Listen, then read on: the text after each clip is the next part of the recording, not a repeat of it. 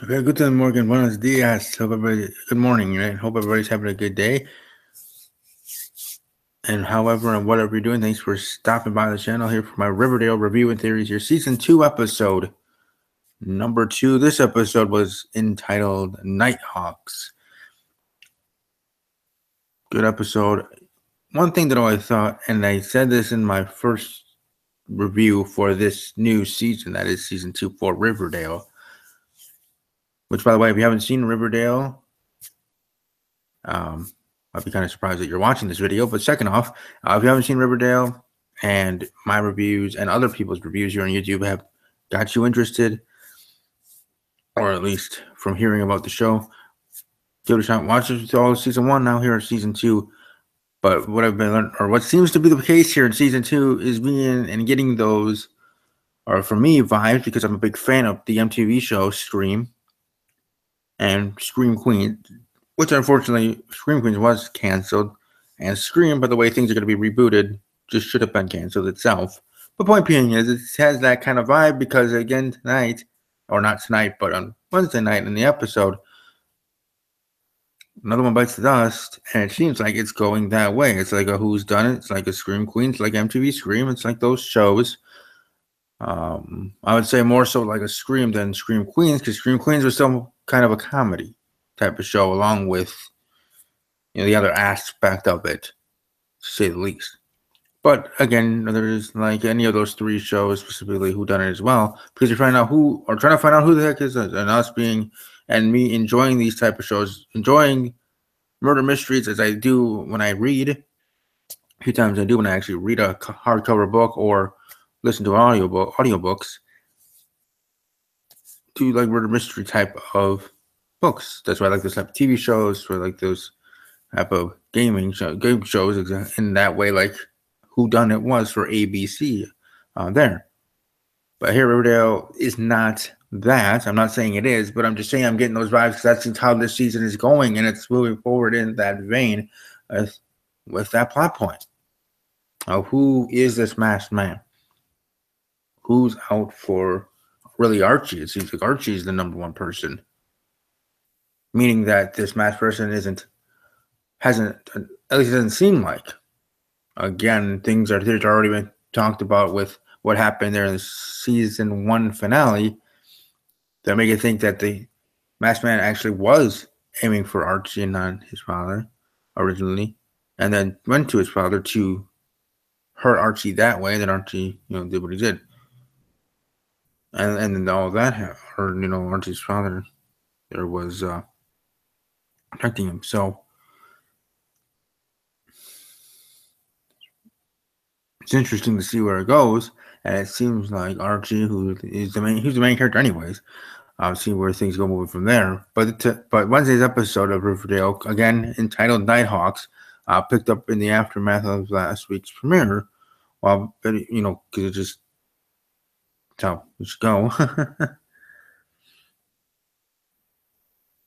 But while betting Veronica Crusade to save Pops, Archie continues his investigation into the mass shooter who threatened Fred's life. The episode also reveals some dark secrets about several Riverdale residents. That was just my synopsis of my thoughts. Because I actually wrote things down this time, trying to do a better review. But point number 1, beyond that, want to talk about is Archie investigating the father shooter, trying to find out who this person is and not taking things lightly. I mean, him being prepared and making sure to be there for his friends and family. And Archie not being happy with the way police are handling his shooting. The way that things just been going on there, especially concerned because the shooter took Fred's wallet, which is something I didn't realize until I did some extra reading and saw another person's review before doing my own here. But that's why he, or not being, but that's why he's always prepared. That's why he's there. So the point is always there, meaning as a result for that, and them having this person, this masked man, this individual who we'll find out who it is in time, I'm sure. Again, it's like the Who's Done It, which makes it even more intriguing to me. Like, I enjoy the show itself, and then have that aspect added onto it. even though that's not the type of show Riverdale overall. It didn't seem that way because it's from the comics. Makes it that more intriguing, at least to me, to this one, Steve K. To me, Steve, to enjoying the show as is. The point is, so they have what happened is addressed because they have his sensitive information that's in his wallet. So as a result of that, Archie is being, Mr. Guardsman there with the baseball bat in case someone tries to break in. Doing like a death stare to the door, wondering what's going on. But by doing that, getting lack of sleep, not sleeping too much so he can be. And then, the pop's been vandalized because by looters and as well as retiring lodge. Quietly revealing to Hermione that the real reason Pops can stay open is because of the anonymous buyouts by Lodge Industries. So that's interesting to find out that Hiram is now the owner. He is the new or true villain, as he even was seen from season 1. Interesting dynamic though with Hiram and Veronica. Father daughter situation there. And certainly going to be getting interesting after seeing the premiere or not the premiere, but a promo. I mean to say promo for the next episode, for episode 3. And number 3, Jughead's dad's prison sentence, facing 40 years in prison. His episode puts charges against Jughead's dad include arson, destruction of evidence, making a false confession, obstruction of justice. So it's not looking good for him. So he hopes. Hopefully things can work out in that way. But in that way, Jughead takes matters into his own hands. And talking to the serpents. I'm saying he's one of them. And everything else going in between. Also, we finally meet Mitch Clump, a character who apparently appears in the comics. Again, this I had to do a little research about the character from the comics and how it could be portrayed here in the episode or in the episodic show here. And as we know from the last season, she's Moose's girlfriend, her of Reggie's new products. Reggie. We have we got some new Reggie. Butler, probably due to other commitments and other reasons, not able to play that character anymore. But the person they have in his place is a good shot. Is a good pick. Is a good dressing because of his similarly looking like Butler, and then just in general, which they were portraying Reggie overall. But the new Reggie is certainly interesting, to say the least. And they even call it the new Reggie. They don't call it out, but it's just weird how they even understand and realize that. Because it happens all the time with TV shows. I mean, heck, Kevin Can Wait, actress left, they did not recast. They killed off the character between season 1 and season 2. Last Man Standing, between season 1 and season 2, they recasted the deadbeat father and single mother. And they put single mother there. And it happens in countless shows. So it's not like that's a surprising thing or a bad thing or I'll always remember, Reggie's always going to be all that. But Charles Melton playing Reggie, doing what he is so far. But then who should have thought he wanted to? The real casting crew or casting, that's what they're doing. I mean, they have this like Lily Reinhardt part of it and her body moving days. Which I did find bikini photo of her on Instagram. Like I said, Instagram is the place to be all year round, especially for those that live in Florida. Seeing females in bikinis, 2-piece, not 1-piece. But just go to Instagram, and then when you're there, I know I'm getting off subject here, but just to share, to guys and lesbian females, or even anyone, to guys and gals, lesbian, straight, homosexual, looking for that go to Instagram, you just go to the search one. Now it's different when you're on desktop or laptop, or I'm on like what I use mostly is a Kindle. You just go there and you just scroll for all the like I suggested, or they just have photos, things of posts, and yeah, plethora there. But anyways, like I said, he's on One Piece and Billy Lionheart. And the actress who plays Veronica, I haven't seen her play one either. Anyways, Harold Lodge tries to make amends with Veronica, tries to, for the big fundraiser, save Pop. Hiram turns up at school with a bunch of flowers for Veronica with an offer to help Pop. Even though he's desperate to make amends with his daughter, Veronica turns him down. She's not ready to forgive him yet, say wrote down, because I don't think she is. And not only is she not, she's kind of upset there with her mother and wanting to, he's right, because now her dating Archie, making things his own complicated, and Archie wanting to protect Veronica, whoever this is. And if this smash person is connected with Hiram, that makes Hiram an even more of a, you know what, type of villain to be one that's going after what he now understands to be his daughter's boyfriend. Because that's in the end what it is. This person's hurting Archie without actually physically trying to heal or hurt Archie. At least that's the way I see it. And again, I could be wrong, could be right. Either way, it's just my opinion on it. My review, my opinion, I guess, so to speak. Welcome to share your opinions in the comment section below. Welcome to like the video in support of the show and support of this review episodic show of my own here on this channel. And of course, welcome to subscribe if you're not yet subscribed. Then Archie finds out about Miss Grundy's murder.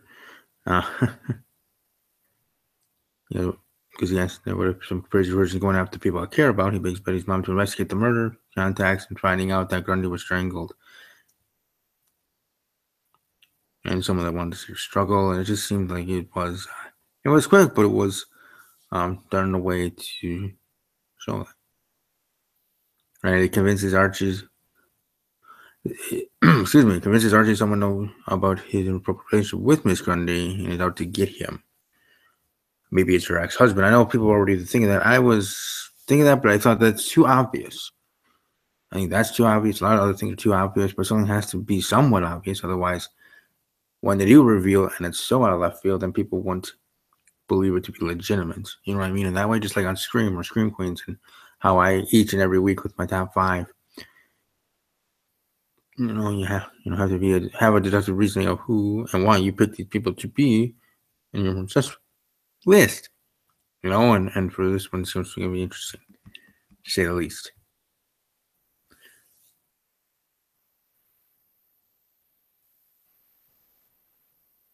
And Jughead and Betty, like on the Lionheart. Man, seriously, we want a lesbian scene like we saw in season 1 with Veronica and Betty.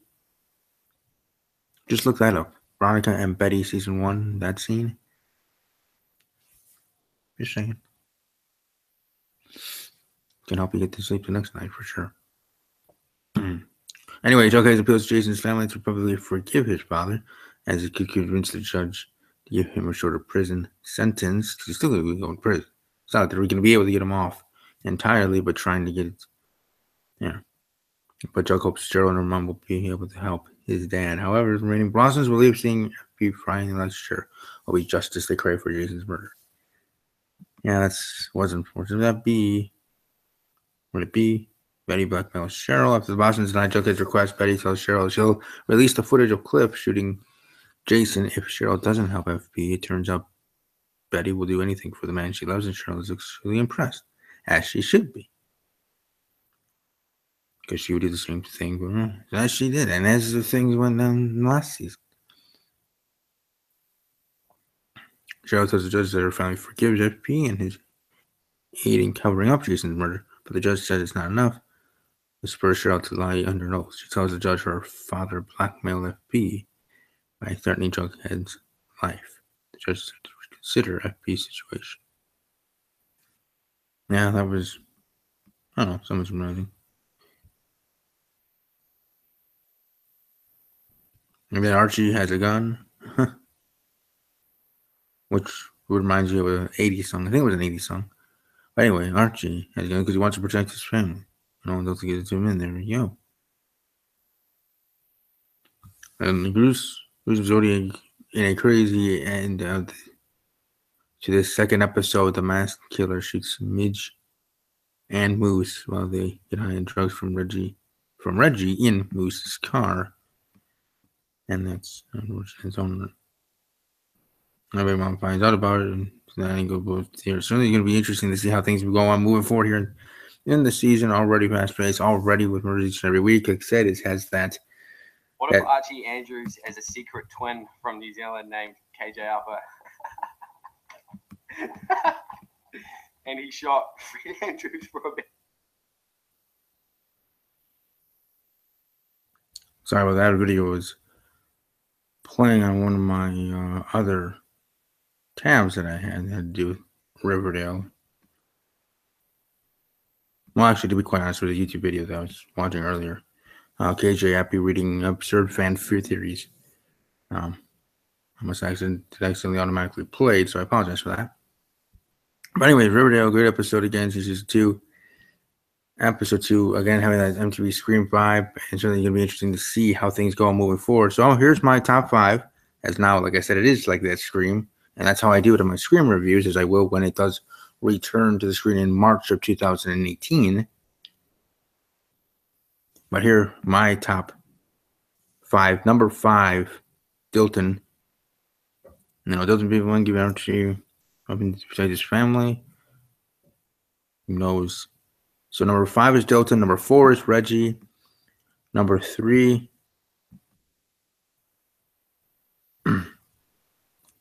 Excuse me.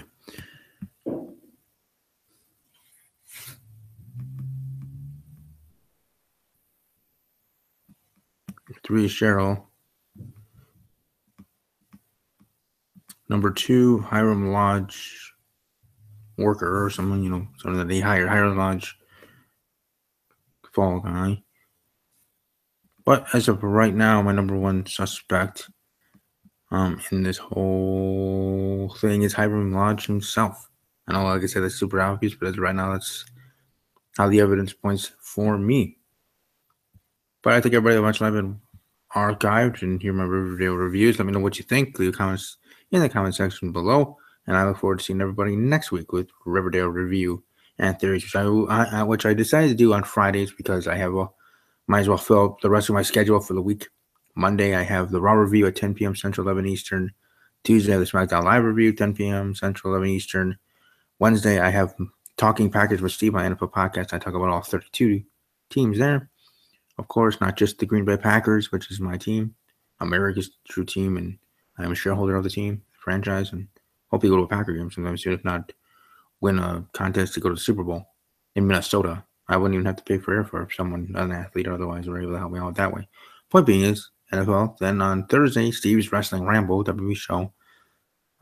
Starting my own journey trying to go to WrestleMania. My 30th birthday is next April 2018, so why not have a grand 30th? Other things going on.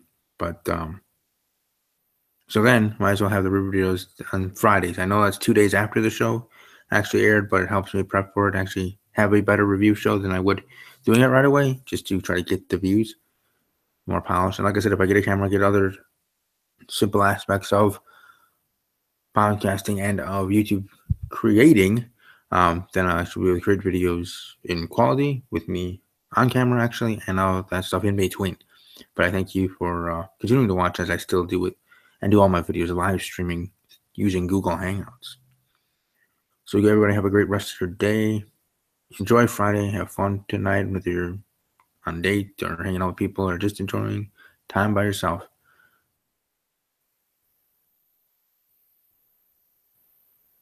But above all else, as always, take care.